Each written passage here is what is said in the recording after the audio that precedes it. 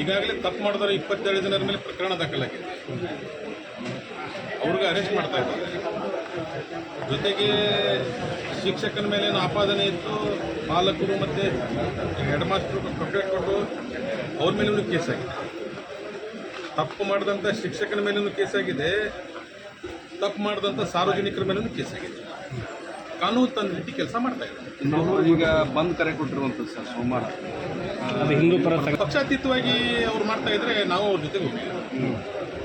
ನಿಮ್ಮನ್ನೇನು ನನಗೇನು ಕರೆದಿಲ್ಲ, ಕರೆದ್ರೆ ನಾನು ಈ ಬಂದಿಗೆ ನಿಮ್ಮ ಸಪೋರ್ಟ್ ಐತಾ ಇಲ್ವಾ? ತೊಂದರೆ ಇಲ್ಲ ಸರ್. ಅಲ್ಲ, ಬಂದ್ ಮಾಡುವಂಥ ಅವಶ್ಯಕತೆ ಇಲ್ಲ ಅಂತ ನನ್ನ ಭಾವನೆ. ಯಾಕಂತ ಹೇಳಿದ್ರೆ ಈಗಾಗಲೇ ಶಿಕ್ಷಕನ ಮೇಲೇನೂ ಕ್ರಮ ಆಗಿದೆ. ಯಾರು ತಪ್ಪು ಮಾಡಿದ್ದಾರೆ ಅದು 22 ಮಂದಿ ಮೇಲೂ ಈಗಾಗಲೇ FIR ಆಗಿ ಅವ್ರ ಮೇಲೇನೂ ಕ್ರಮ ಆಗಿದೆ.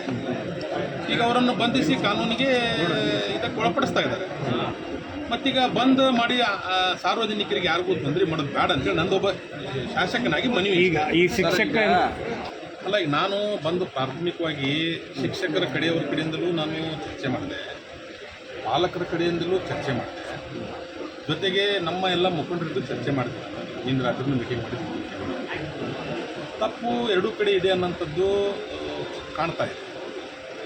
ಅದು ಸರಿಯೋ ತಪ್ಪು ಅದು ಕಾನೂನು ಅವ್ರಿಗೆ ಒಳಪಡಿಸಿದಾಗ ಅವರು ಅದನ್ನು ಬಹಿರಂಗ ಮಾಡ್ತಾರೆ. ಈಗೇನು ಮೇಲ್ನೋಟಕ್ಕೆ ಏನಂದ್ರೆ ಸರಿ ಶಾಲೆ ಉರ್ದು ತಪ್ಪು ಒಪ್ಪು ಅದು ಮುಂದೆ ನೋಡ್ರಿ, ನಾನು ಯಾರಿಗೂ ಮಾತಾಡುವಂಥ ಪ್ರಸಂಗ ಬಂದಿಲ್ಲ. ಯಾಕಂದರೆ ಘಟನೆ ನಡೆದಿದ್ದು 2 ಗಂಟೆ, ನಾನು ಅಧಿವೇಶನದಲ್ಲಿದ್ದೆ. ನಾನು 6 ಗಂಟೆಗೆ ಹೊರಗೆ ಬಂದೆ. ಆವಾಗ ನನ್ನ ಗಮನ ಕೊಟ್ಟಿದ್ದು.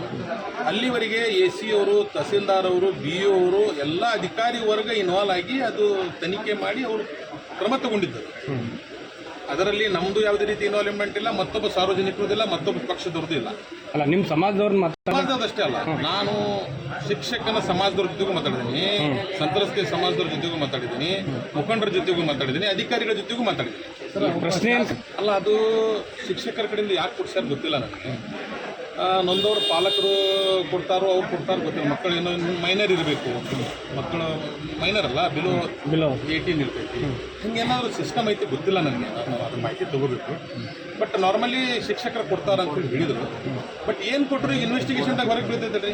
ಶಿಕ್ಷಕರು ತಪ್ಪು ಮಾಡಲಿಲ್ಲ ಅಂದ್ರೆ ಈಗ ಇನ್ವೆಸ್ಟಿಗೇಷನ್ನಾಗ ಹೊರಗೆ ಬರ್ತೈತಿ, ಅವರು ಇದು ಮಾಡ್ತಾರೆ. ಇವರು ತಪ್ಪು ಮಾಡಿದ್ದಂಕರು ಬಹಿರಂಗ ವಿಡಿಯೋದಲ್ಲಿ ಬಂದಿದೆ. ಈ ಹಿಂದೂ ಪರ ಸಂಘಟನೆ ನಡೆಗೆ ಸರ್, ನಾನು ಯಾವ ಪರ ಸಂಘಟನೆ ಅಂತಲ್ಲ, ಯಾವ ಸಂಘಟನೆಗಳವರು ಇದನ್ನು ಮಾಡ್ತಾ ಇದ್ದಾರೆ, ನಾನು ಅವ್ರಿಗೊಂದು ಮನವಿ ಮಾಡ್ತೀನಿ. ಈಗಾಗಲೇ ತಪ್ಪಿತಸ್ಥರ ಮೇಲೆ ಕ್ರಮ ಆಗ್ತಾ ಇದೆ. ನಾವು ಬಂದ್ ಮಾಡೋ ಮುಖಾಂತರ ಸಾರ್ವಜನಿಕರಿಗೆ, ಬಡವರು, ಕೂಲಿ ಕಾರ್ಮಿಕರು, ಬೀದಿ ಬದಿ ವ್ಯಾಪಾರಸ್ಥರಿಗೆ ತೊಂದರೆ ಕೊಡೋದು ಬೇಡ.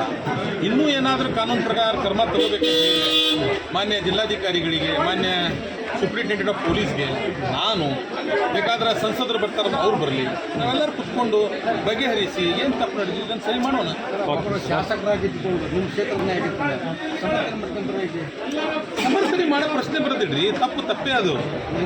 ನನ್ನ ಕ್ಷೇತ್ರ ಅಂತಲ್ಲ, ರಾಜ್ಯದ ಎಲ್ಲ ಕ್ಷೇತ್ರಗಳು ನಡೆದೈತಿ. ಮತ್ತದು ಜೋಶಿ ಸಾಹೇಬ್ರ ಕ್ಷೇತ್ರ ಅಂತ ಬರ್ತದೆ. ಸಾರ್ವಜನಿಕವಾಗಿ ಒಬ್ಬ ಶಿಕ್ಷಕನಿಗೆ ತಪ್ಪದು. ಅವೇನೋ ತಪ್ಪು ಮಾಡ್ಯಾರ ಅಂದರೆ ಕಾನೂನು ಪ್ರಕಾರ ಕ್ರಮ ತಗೊಳ್ಳುವಂಥ ಹಕ್ಕು ಕೇವಲ ಪೊಲೀಸ್ ಡಿಪಾರ್ಟ್ಮೆಂಟ್ಗೆ ಕಾನೂನಿಗೆ ನನಗೂ ಇಲ್ಲ, ನಿಮಗೂ ಇಲ್ಲ. ನೈತಿಕ ಪೊಲೀಸ್ಗೆ ಮಾಡಿದವ್ರ ವಿರುದ್ಧ ಕ್ರಮ ಆಗಬೇಕು. ತಪ್ಪು ಮಾಡೋರು ಯಾರೇ ಇರಲಿ, ಅವ್ರ ಮೇಲೆ ಕ್ರಮ ಆಗಬೇಕು. ಈಗಾಗಲೇ ಕ್ರಮ ತಗೊಂಡಿದ್ದಾರೆ. ಅದರಲ್ಲಿ ನಾವೇನು ಡಿಲೇ ಮಾಡೋಕ್ಕೆ ಹೋಗಿಲ್ಲ, ಏನು ಮುಲಾಜಿ ಮಾಡೋಕ್ಕೆ ಹೋಗಿಲ್ಲ. 22 ಅರೆಸ್ಟ್ ಆಗಿದ್ದಾರೆ. ಪೊಲೀಸರು ತನಿಖೆ ಮಾಡಿ ಅರೆಸ್ಟ್ ಮಾಡ್ತಾರೆ.